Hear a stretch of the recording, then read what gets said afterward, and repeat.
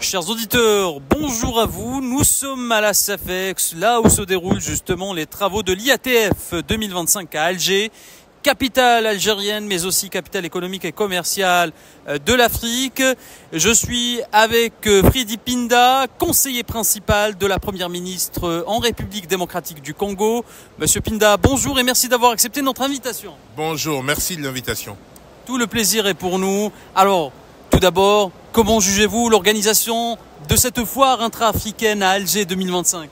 L'organisation est parfaite, il y a énormément de gens et malgré le nombre des gens, on arrive encore à circuler, on arrive à assister à temps à des panels. Donc l'organisation, je dirais pour moi, c'est pas une surprise. L'Algérie organise régulièrement des très bonnes choses. C'est un événement aussi, enfin plateforme, considéré comme une plateforme justement commerciale, économique, pour rapprocher les nations africaines, pour reconnecter le continent africain. Comment, selon vous, ce genre d'événement peut-il reconstruire l'économie de notre continent, rebooster l'économie de notre continent ?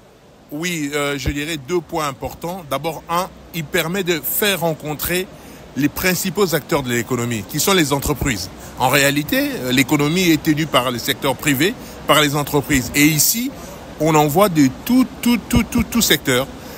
Donc, c'est une très bonne chose. Et la deuxième chose, c'est que les organisateurs ont eu l'intelligence de mettre le digital en avant, qui aujourd'hui étend sa sphère dans tout type de secteur. Et ça permet encore de collaborer plus vite. Donc, pour nous, c'est une très bonne opportunité et je pense que beaucoup de deals vont se faire pendant ce salon. Exactement, beaucoup de deals sont attendus dans ce salon. C'est aussi un salon qui a pour but aussi de mettre en lumière les startups africaines, justement. Absolument, parce qu'on se rend bien compte que aujourd'hui, 70% de la population africaine est entre 25 et 35 ans. Donc, ça veut dire que aujourd'hui, l'emploi est l'enjeu de l'emploi est très important. Et le meilleur moyen, c'est vraiment de promouvoir l'entrepreneuriat, de promouvoir les startups, de leur donner des financements, de leur donner le marché. Mais on a un marché unique. Maintenant, il faut financer les startups, les accompagner, les former pour que ce marché puisse être là, le terrain là où ils vont pouvoir faire de l'argent. Exactement. Vous avez cité le financement et l'accompagnement. Quels est selon vous les obstacles, les principaux obstacles que rencontrent les start-upers africains aujourd'hui ? Oui, le principal, c'est vraiment ce problème de financement. Et on l'a abordé aujourd'hui lors de plusieurs panels, c'est que le financement, il ne faut pas le voir comme étant le financement unique. Non, parce que dans les startups, souvent, on a trois types de catégories de startups. On a les startups de 0 à 3 ans qui commencent. On a des startups qui ont passé le cap de 3 ans. Et puis, on a des startups qui veulent devenir des petites et grandes entreprises parce qu'ils ont déjà un marché, ils ont un produit qui marche. Donc, pour ça, pour chaque catégorie des startups, il faut qu'il y ait un financement. Donc, on attend l'État dans la première catégorie. Parce que là, les banques ne trouvent pas encore leur intérêt. Donc, c'est à l'État de venir suppléer un peu pour aider au démarrage. Mais une fois que la startup a démarré et que son produit a trouvé des clients, les banques viennent. Donc, la deuxième catégorie, c'est celle qui est un peu ouverte aux banques. Mais la troisième catégorie, c'est celle qui est déjà à ce niveau, mais maintenant qui veut aller conquérir les marchés à l'extérieur. L'Afrique, c'est un seul marché. Donc, et là, de nouveau, on regarde vers l'État pour aider, les facilités pour s'exporter vers les autres pays. Donc, en réalité, l'État a un rôle important, mais les secteurs privés également.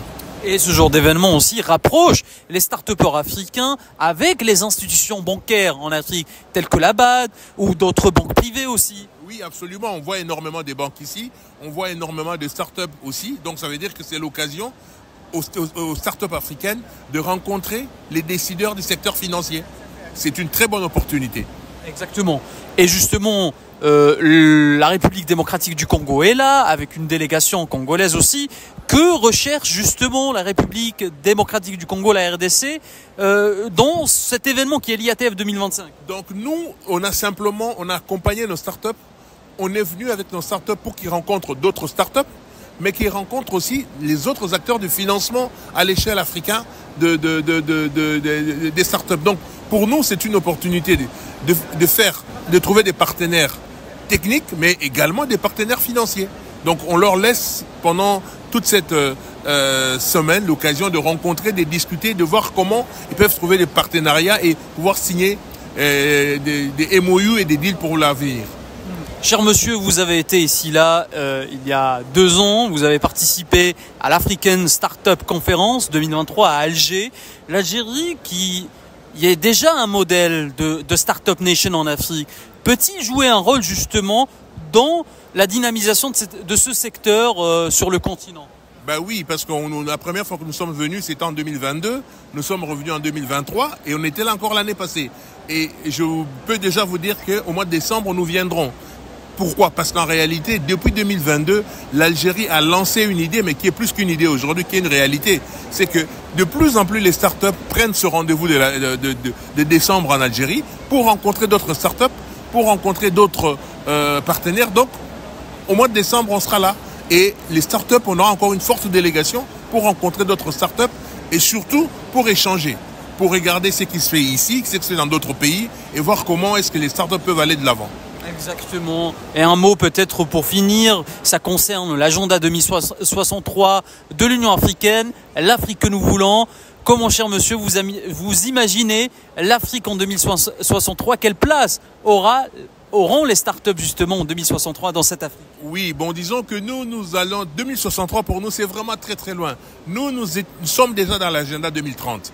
Nous voudrions que d'ici 5 ans, que la part de la richesse que les startups amènent dans la production des richesses du pays augmente sensiblement. Que nous soyons au-delà des 10%, 12-13%, ça montrerait que les startups ont pris de l'ampleur. Donc il faut les aider pour qu'ils contribuent par leur succès à financer également l'État. Donc pour nous, échéance 5-10 ans pour vraiment qu'on ait des licornes, des startups qui vaut des milliards et puis qu'on ait énormément de jeunes qui soient dedans. Vous êtes réellement optimiste? Très optimiste. On a vu des exemples aujourd'hui des startups qu'on a connues il y a 3-4 ans qui aujourd'hui sont considérées comme des licornes. Donc ça veut dire c'est possible. Exactement, cher monsieur, c'est la fin justement de cet entretien spécial en direct justement de la SAFEX. Merci à vous d'avoir répondu à mes questions et merci de votre éclairage. Je rappelle que vous êtes conseiller principal de la Première ministre en RDC. Merci infiniment.